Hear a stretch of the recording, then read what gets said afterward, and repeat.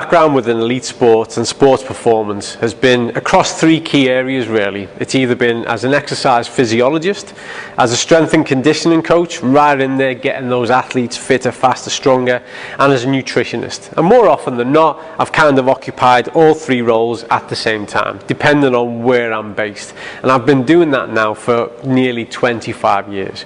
Everything from taking international rugby teams to World Cups, to athletes taking part in the Olympics, to again people taking on some of the craziest events in the world. And I've worked with elite specialist forces all around the world.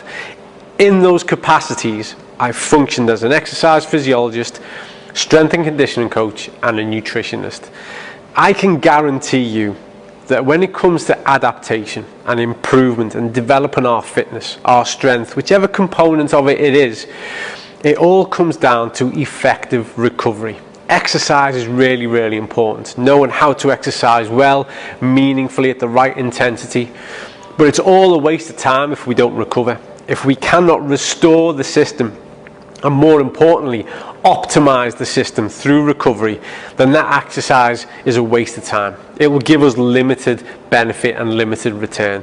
So we're always looking to effective recovery strategies, everything from how we hydrate, to our sleep patterns, to our stretching behaviors, but definitely our nutritional behaviors.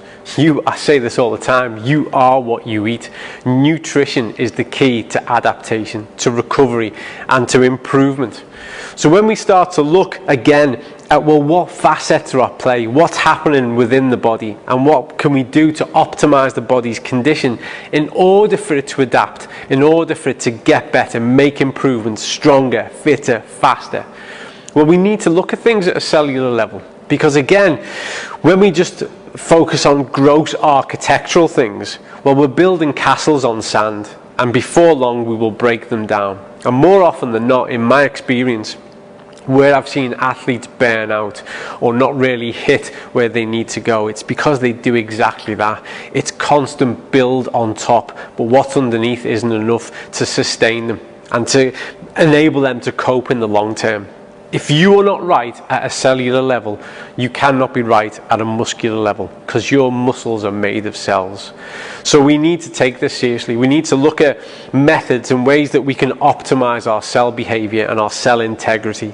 And that's what looking at the omega-6-3 ratio does. And that's what prioritizing those omega-3s achieves for us. And we can achieve that through using the balance oil. The balance oil is such a convenient key to it. I will still and always will encourage you to look at your diet. Increase your intake of fatty fish. Increase your intake of those good polyunsaturated fatty acids, the full array. But we need more than that, because what's available to us and down to nutrition density is simply not adequate. We need to get up to speed with the 21st century. We need to recognize those problems and therefore identify the solutions, the workable solutions, the ones that lend themselves to our busy lifestyles and to some level of convenience.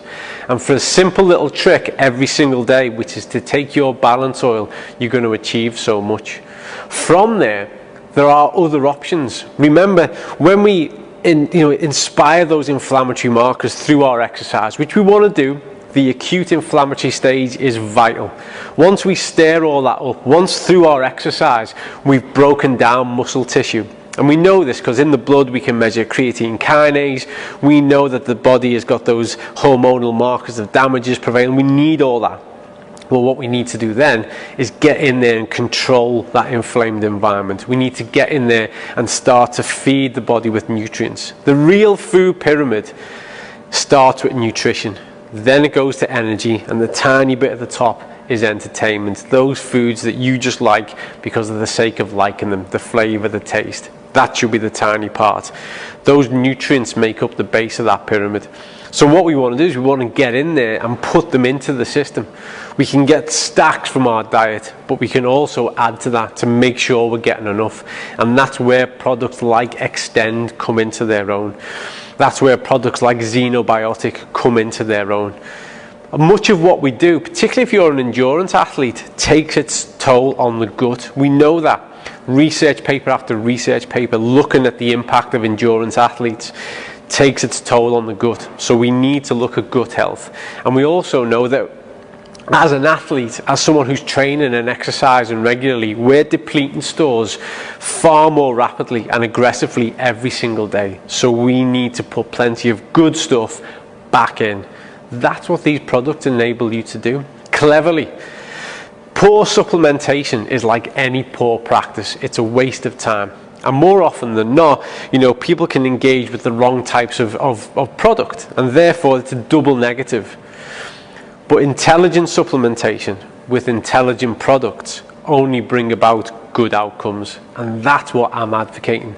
That's what I've advocated for 25 years with the athletes who've gone on to compete and win and claim medals and achieve at the highest possible level. And that's what I'm encouraging you to do. Not just consider, but to act upon. Start to structure your recovery around intelligent thinking, intelligent design, and products that make a difference.